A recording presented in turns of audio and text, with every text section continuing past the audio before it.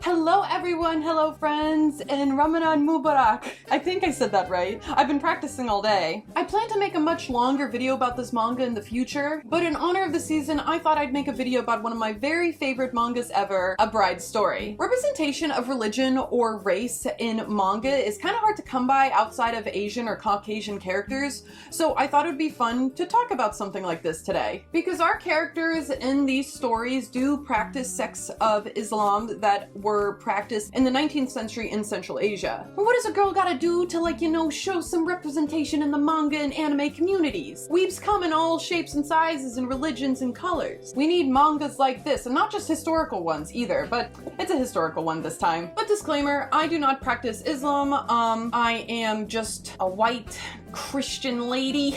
I'm not a Muslim, and I probably only know the basics about the religion. But I want anime and manga fans to be more aware of stories like this one. This story really encouraged me to look more into the history of Central Asia and to look more into, what Islam is about and just, educating myself. This story is also so wonderful, so yeah, I don't practice and I'm not Central Asian, but I still want to be a voice of being like, hey everyone, this is an amazing manga and it has so much wonderful representation and history to be learned, and I just wanted to, get on here and be like, hey, this is a great manga.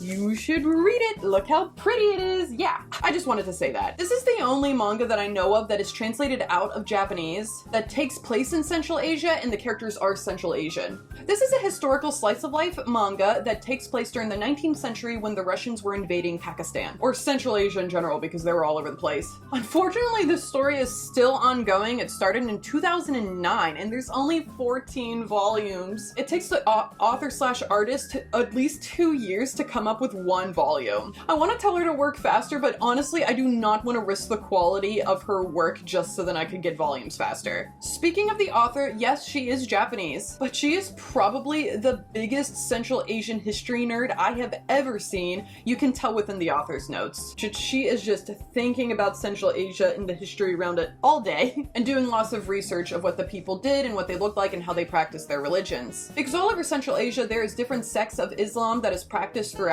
that part of the world, and she includes quite a bit of them. As a history nerd myself, I could really appreciate that, and she really does take the time to draw out the maps and tell us exactly where we are. She also points out what exactly the sects of Islam all our characters celebrate and what their ethnicities are, which I think is really cool. But we'll get into that later. Let me tell you why you should read this manga on this beautiful day. The art. The attention to detail of our environment and the embroidery on the costumes is what got me hooked on this manga. I know now why it takes her 2 whole years to get one volume finished. She has even said in interviews that she takes way too long with the detailing on the character's costume with the traditional embroidery that is included in these cultures, to where she has to set a timer to not spend too much time on each panel because she just wouldn't get things done. These tapestries and these garments that she creates in her art is just beautiful. The world she puts us in is truly magnificent. The history that we're learning, the culture that we're learning, and just learning about Central Asia in general.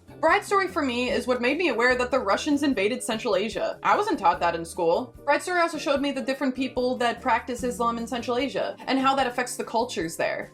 Early on in the story, we're introduced to a character named Mr. Smith, who is a historian/journalist that hangs out with our main characters. He's an Englishman that came all this way to learn about the Central Asian people. Mr. Smith is a pretty important character, but he's also used as a tool to kind of ask questions when the viewer kind of is like, hey, what's going on here? I don't know what they're talking about. And then typically when I'm like, what's going on? Mr. Smith asks the same question. So Mr. Smith and I can stay in the loop of what's going on. Oop-a-doo. I won't say exactly why to avoid spoilers, but eventually Mr. Smith has to leave and he travels with a guide up the Caspian Sea. Or around it, something like that. He traveled through Central Asia through a multitude of cultures and countries. And as Mr. Smith travels throughout these communities, we learn about the different sects of Islam as we go up into the country and different cultures and how they practice weddings, how they go about funerals, how they go about all kinds of things that we wouldn't really know about otherwise, or at least I wouldn't know about. Thank you for this. And something I really appreciated about the storytelling was as we go up into different countries and learn about the different sects of the religion, it was never being like, oh, this is the wrong way to do it as we were told the story. It was always, this is the way they do it, don't do this, don't do that, do this, to be respectful, or this is disrespectful. And we were just kind of in Mr. Smith's shoes as a person that is also learning about this community and this culture. And that's something I just love, because I love history and I love learning about stuff like that, and it was such an immersive way to go about it. It was almost as if I was Mr. Smith himself. We have a main group of people that we follow throughout this manga, but we kind of bounce around little mini-series that take place throughout Central Asia and listen to many of the bride's stories. That's the title. We bounce around these stories to return to the wholesomeness or to return to the drama, and I just think that's really fun and keeping things fresh. Whee! Now my books are all unorganized. Religion. Religion is a pretty big deal in Central Asia and in A Bride's Story. And it's very much embedded into the culture to where I almost don't notice it, but then once you really take a look at it, you understand why they do the things they do because of their religion. During one of the weddings, it was a tradition for a boy and their father to teach them how to slaughter a goat correctly, so it is halal. And it was kind of a very touching moment as like Mr. Smith and his guide watches a father and son have like almost like a coming of age lesson, and to not only like honor his culture and his family and his religion, but then also to slaughter the animal correctly. And so you see things like that throughout the volumes of things similar that is just kind of sprinkled in there, that is just like their way of life and how like, special it is for them. As an American, I think it's funny because it's like, oh, time to slaughter your first goat. Oh man, I'm not even a hunter, I don't know. Characters. Now, I love every single character in this story, and I'm not gonna get into very much of it because I don't want to spoil it, because everyone's interactions with each other is just so well taken care of. Again, I understand why she takes 2 years to make a single volume, because I swear she's just like micromanaging every little piece of art and story. But of course, I'll talk about my favorite character, which is, I think, our main character, who is Amira. And she is the first bride that we come across in the first volume of A Bride's Story. And she is married to Karlak.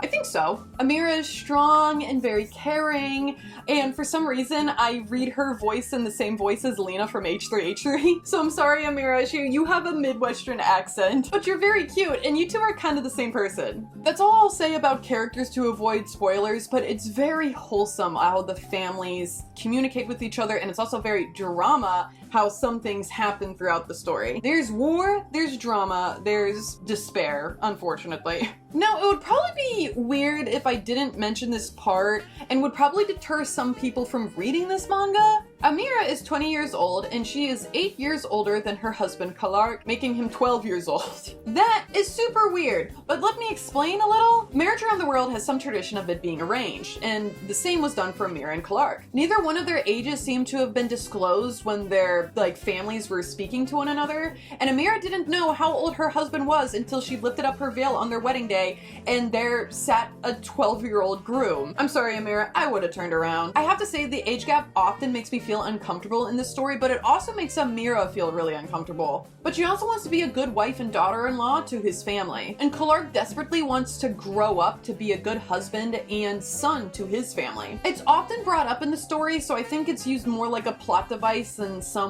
weird situation that the author just thought would be funny to put in. Like, they bring up the age gap, I think, every time they're in a story. Like, anytime they're on the page and there's like some sort of conflict or something, they're talking about it. So it's something that isn't just kind of like, they're 8 years apart, woohoo. No, it's brought up. If Clark's family thought that she was just an old hag, because traditionally she should have been married by then, they would have just sent her back. But no, they really love her as a daughter-in-law, and they kept her in the family.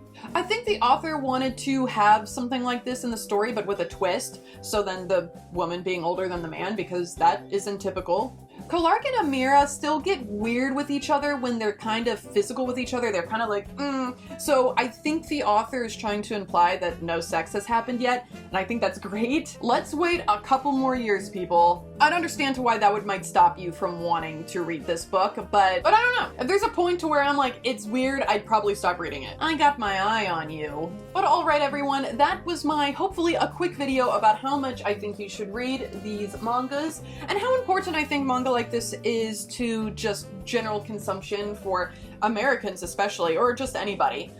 These are so beautiful. These are hardcover just because look at the art. You gotta preserve whatever is inside of this. But yeah, I super really love this manga, and I hope you enjoyed this video. But alright everyone, like this video if you did. If you didn't, subscribe to me, you'll get more of me. Alright everyone, have a good day. Bye-bye! Mwah!